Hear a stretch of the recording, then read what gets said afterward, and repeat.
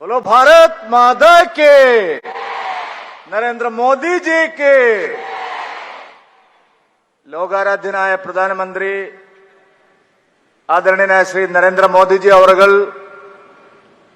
ഈ വേദിയിൽ സന്നിഹിതരായിട്ടുള്ള കേരളത്തിന്റെ സാമൂഹ്യ മനസ്സാക്ഷിയുടെ പ്രതീകങ്ങളായിട്ടുള്ള വനിതാ നേതാക്കളെ, ഭാരതീയ ജനതാ പാർട്ടിയുടെ ദേശീയ സംസ്ഥാന നേതാക്കന്മാരെ, തടിച്ചുകൂടിയിട്ടുള്ള പതിനായിരക്കണക്കിന് സഹോദരിമാരെ, എല്ലാവർക്കും എന്റെ വിനീതമായ നമസ്കാരം. ശ്രീ നരേന്ദ്രമോദിജി കാശി വിശ്വനാഥന്റെ മണ്ണിൽ നിന്നുകൊണ്ടാണ് ഈ രാജ്യത്തെ നയിക്കുന്നത്, ഈ ലോകത്തിന് വെളിച്ചം നൽകുന്നത്. ആ കാശി വിശ്വനാഥന്റെ മണ്ണിൽ നിന്ന് അതേ ചൈതന്യമായിട്ടുള്ള വടക്കുംനാഥന്റെ മണ്ണിലേക്കാണ് ശ്രീ നരേന്ദ്രമോദിജി എത്തിയിരിക്കുന്നത്. വടക്കുംനാഥന്റെ മണ്ണിൽ കേരളത്തിന് വേണ്ടി ഞാൻ അദ്ദേഹത്തെ ഹാർദമായി സ്വാഗതം ചെയ്യുകയാണ്. നരേന്ദ്രമോദിജിയോടൊപ്പം ഇന്ന് വേദി പങ്കിടുന്നത് ആരൊക്കെയാണ്?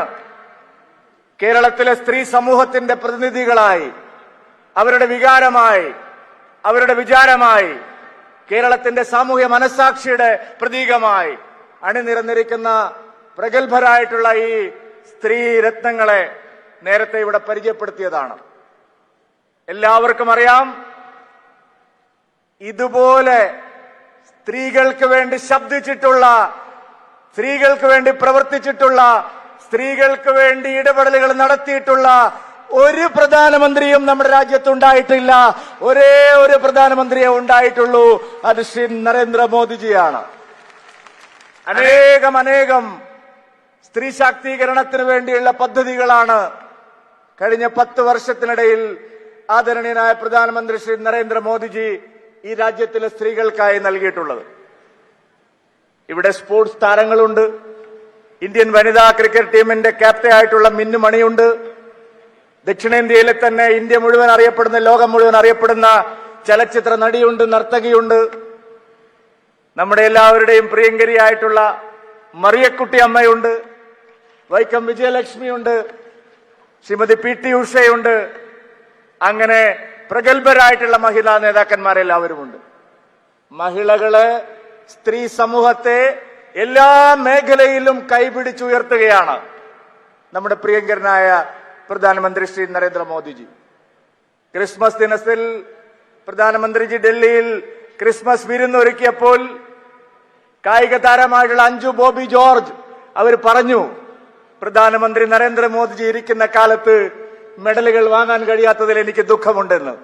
എങ്ങനെയാണ് കായിക രംഗത്തെ സ്ത്രീകളെ പ്രോത്സാഹിപ്പിക്കാൻ ശ്രീ നരേന്ദ്രമോദിജി പരിശ്രമിക്കുന്നതെന്ന് ആ വാക്കുകളിൽ നിന്ന് വ്യക്തമാണ്. ഇവിടെ നേരത്തെ പ്രസംഗിച്ചു ശ്രീമതി പി.ടി. ഉഷ അവർകൾ, നമ്മുടെ സ്പ്രിന്റ് റാണി. ആ പി.ടി. ഉഷ അവർകൾ ഇന്ന് ഇന്ത്യൻ പാർലമെന്റിൽ കേരളത്തിന്റെ പ്രതിനിധിയായി, രാജ്യത്തിന്റെ പ്രതിനിധിയായി, സ്ത്രീ സമൂഹത്തിന്റെ പ്രതിനിധിയായി പ്രവർത്തിക്കാൻ കഴിയുന്നത്, നാടിനു വേണ്ടി പ്രവർത്തിക്കാൻ കഴിയുന്നത് ശ്രീ നരേന്ദ്രമോദിജി ഉള്ളത് കൊണ്ടാണ്. ഇവിടെ ശോശമായപ്പ് എന്ന് പറയുന്ന ആരാധ്യയായിട്ടുള്ള പത്മശ്രീ ലഭിച്ചിട്ടുള്ള നമ്മുടെ വനിതാ രത്നമുണ്ട്. ഇവിടുത്തെ വെച്ചൂർ പശുക്കളെയും ഇവിടുത്തെ ആ ഗോ സംരക്ഷണത്തിനും വേണ്ടിയിട്ട് ജീവിതം ഒഴിഞ്ഞു വെച്ചു. ആരാണ് പത്മശ്രീ നൽകുമ്പോഴെല്ലാം നമുക്കെല്ലാം അറിയാം. കഴിഞ്ഞ 10 വർഷമായി ശ്രീ നരേന്ദ്രമോദിജി രാജ്യത്ത് പത്മശ്രീ പോലുള്ള വലിയ അവാർഡുകൾ നൽകുന്നത്, കൈപിടിച്ചുയർത്തുന്നത് ആരെയാണ്? നമ്മുടെ നാട്ടിലെ പാർശ്വവൽക്കരിക്കപ്പെട്ടവർ, ആരും ശ്രദ്ധിക്കാനില്ലാത്തവർ, പ്രോത്സാഹനം നൽകിയിട്ടില്ലാത്ത, ഇതുവരെ ആരും പ്രോത്സാഹിപ്പിച്ചിട്ടില്ലാത്ത എല്ലാ മേഖലകളെയും ശ്രീ നരേന്ദ്രമോദിജി കൈപിടിച്ചുയർത്തുകയാണ്. പ്രിയപ്പെട്ടവരെ, നമ്മുടെ കേരളത്തിൽ വടക്കുംനാഥന്റെ മണ്ണിൽ നിന്നുകൊണ്ട് അദ്ദേഹം ഇന്ന് നമ്മളെ കേരളത്തോട് അഭിസംബോധന ചെയ്യുമ്പോൾ, മോദിജി വരുമ്പോഴെല്ലാം കേരളം അങ്ങനെ കാത്തിരിക്കുകയാണ് പ്രധാനമന്ത്രി ശ്രീ നരേന്ദ്രമോദിജി അദ്ദേഹത്തിന്റെ വാക്കുകൾ കേൾക്കാൻ. കഴിഞ്ഞ വർഷം ഏപ്രിൽ മാസത്തിൽ പ്രധാനമന്ത്രി കേരളത്തിൽ വന്നപ്പോൾ ഐതിഹാസികമായ ഒരു യുവജന സമ്മേളനമാണ് നാം നടത്തിയത്. ഇതായിപ്പോൾ ജനുവരിയിൽ പുതുവർഷത്തിൽ ശ്രീ നരേന്ദ്രമോദിജി വരുമ്പോൾ നാം സ്ത്രീകളുടെ ആകെ പ്രതിനിധികളെ സംഘടിപ്പിച്ചുകൊണ്ടുള്ള ഒരു സമ്മേളനമാണ് ഇവിടെ നടത്തുന്നത്. കേരളം ഈ സന്ദർഭത്തിൽ, അദ്ദേഹത്തിന്റെ വാക്കുകൾക്ക് കാതോർത്തിരിക്കുന്ന ഈ സന്ദർഭത്തിൽ എങ്ങോട്ടാണ് പോകുന്നതെന്നുള്ളതിന്റെ തെളിവ് നമ്മുടെ എല്ലാം മുമ്പിലുണ്ട്. ഇന്ത്യയിലെ ഉത്തർപ്രദേശിലും അതുപോലെ BJP ഭരിക്കുന്ന സംസ്ഥാനങ്ങളിലും ഇന്ത്യയിൽ ആകമാനം ശ്രീ നരേന്ദ്രമോദിയുടെ നേതൃത്വത്തിൽ സ്ത്രീ സുരക്ഷ, സ്ത്രീ ശാക്തീകരണം, പ്രിയപ്പെട്ടവരെ വനിതാ സംവരണ ബിൽ പാർലമെന്റിൽ പാസാക്കിയതിനു ശേഷം 33% സംവരണം എല്ലാ നിയമസഭകളിലും പാർലമെന്റിലും തദ്ദേശ എല്ലായിടത്തും ഉറപ്പുവരുത്തിയിട്ടാണ് ആദരണീയനായ പ്രധാനമന്ത്രി ശ്രീ നരേന്ദ്രമോദിജി കേരളത്തിലേക്ക് വരുന്നത്. സ്ത്രീ ശാക്തീകരണത്തിന്, സ്ത്രീകൾക്ക് തുല്യമായിട്ടുള്ള അവസരങ്ങൾ നൽകുന്നതിന്. അങ്ങനെ വനിതാ സംവരണ ബിൽ പാസാക്കിയതിനു ശേഷം ആദ്യമായി സംസ്ഥാന തലത്തിൽ നടക്കുന്ന മഹിളകളുടെ ഒരു വലിയ സമ്മേളനമാണ്. കേരളത്തിലെ മഹിളകൾ എല്ലാവരും, സ്ത്രീ സമൂഹം നരേന്ദ്രമോദിജിക്ക് നന്ദി പറയുന്ന സമ്മേളനമാണ്. പ്രിയപ്പെട്ടവരെ, സ്ത്രീ ശക്തി മോദിക്കൊപ്പം എന്നുള്ള ഈ മഹാസമ്മേളനം കേരളത്തിൽ നരേന്ദ്രമോദിജിയുടെ കരസ്പർശം, അദ്ദേഹത്തിന്റെ ഇടപെടൽ, അദ്ദേഹത്തിന്റെ നേതൃത്വം കേരളം ദാഹിക്കുന്നു എന്നുള്ളതാണ് നാം ഇപ്പോൾ കണ്ട റോഡ് ഷോയിലൂടെ 10,000-കണക്കിന് ലക്ഷക്കണക്കിന് ആളുകൾ മോദിജിയെ വരവേൽക്കാൻ തൃശൂരിലെ പൗരാവരി വന്നിരിക്കുന്നത്. കേരളം നരേന്ദ്രമോദിജിയെ കാത്തിരിക്കുന്നു. കേരളത്തിന്റെ വികസനം, കേരളത്തിന്റെ പുരോഗതി, കേരളം നരേന്ദ്രമോദിജിയോടൊപ്പം കൈപിടിച്ചു പോകണം എന്നാഗ്രഹിക്കുന്നു എന്നുള്ളതിന്റെ തെളിവാണ് ഈ മഹാസമ്മേളനത്തിൽ അണിനിരക്കുന്ന വിവിധങ്ങളായിട്ടുള്ള മേഖലകളിൽ പ്രവർത്തിക്കുന്ന സ്ത്രീകൾ. പ്രിയപ്പെട്ടവരെ, സ്നേഹയാത്ര എന്നാണ് മോദിജി ഞങ്ങൾക്ക് നൽകിയിട്ടുള്ള ഉപദേശം. കഴിഞ്ഞ വർഷം മോദിജി ഞങ്ങളോട് പറഞ്ഞു, കേരളം മുഴുവൻ നിങ്ങൾ സ്നേഹയാത്ര നടത്തണം. ആ സ്നേഹയാത്ര, നരേന്ദ്രമോദിജിയുടെ സ്നേഹയാത്ര ഞങ്ങൾ നടത്താൻ തീരുമാനിച്ചപ്പോൾ ചിലർക്ക് വേവലാതിയാണ്. ഭരിക്കുന്നവരും പ്രതിപക്ഷവും നരേന്ദ്രമോദിജി ആഹ്വാനം ചെയ്ത സ്നേഹയാത്ര കേരളത്തിൽ യാഥാർത്ഥ്യമാകുന്നു എന്ന് പറയുമ്പോൾ എതിരായിട്ട് വരികയാണ്. മോദിജിയുടെ സൽക്കാരത്തിൽ പങ്കെടുത്ത ക്രൈസ്തവ സമുദായ നേതാക്കന്മാരെ പരസ്യമായി ആക്ഷേപിക്കുന്ന നിലപാടാണ് മന്ത്രിമാരടക്കമുള്ള ഭരണകക്ഷി നേതാക്കന്മാർ ശ്രമിക്കുന്നത്. അവരോട് എനിക്ക് ഒരു കാര്യമേ പറയാനുള്ളൂ.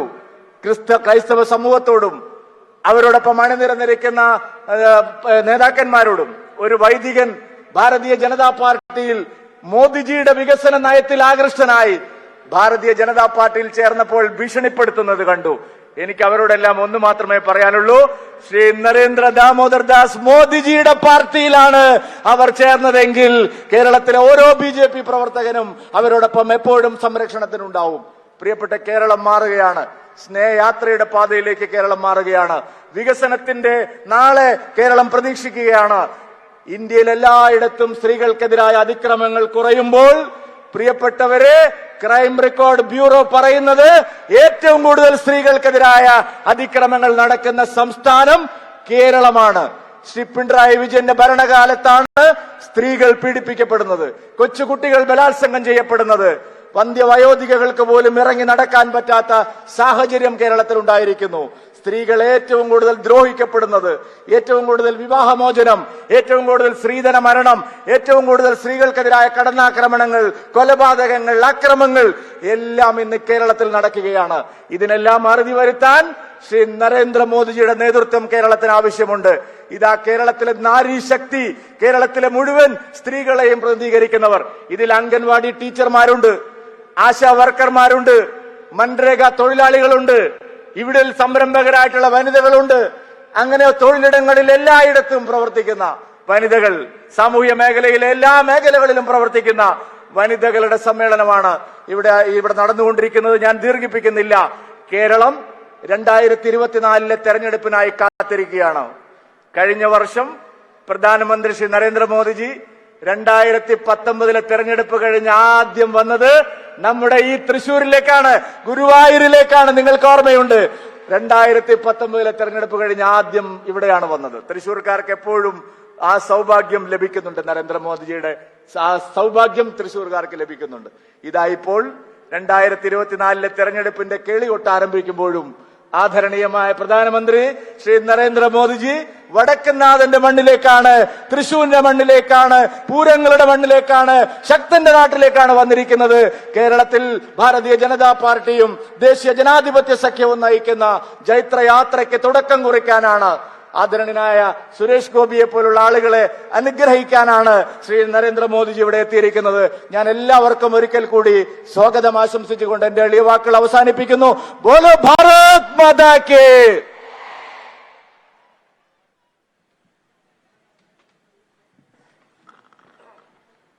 അടുത്തതായി ആരാധനായ പ്രധാനമന്ത്രിക്കുള്ള ഉപഹാര സമർപ്പണമാണ്. നൂറ്റാണ്ടുകളുടെ കാത്തിരിപ്പിന് ശേഷം അയോധ്യയിൽ ഭവ്യമായ ഒരു രാമമന്ദിരം ഉയരുമ്പോൾ രാമക്ഷേത്രത്തിന്റെ സാക്ഷാത്കാരത്തിനു വേണ്ടി രാജ്യത്തിലെ ജനങ്ങളുടെ ചിരകാല സ്വപ്നങ്ങൾക്ക് നേതൃത്വം കൊടുത്ത രാജ്യത്തിന്റെ പ്രധാനമന്ത്രിക്ക് അയോധ്യയിലെ ശ്രീരാമപ്രഭുവിന്റെ പ്രതീകമായ ഉപഹാരം സംസ്ഥാന അധ്യക്ഷൻ ശ്രീ കെ സുരേന്ദ്രൻ അവർകൾ കൈമാറുന്നു.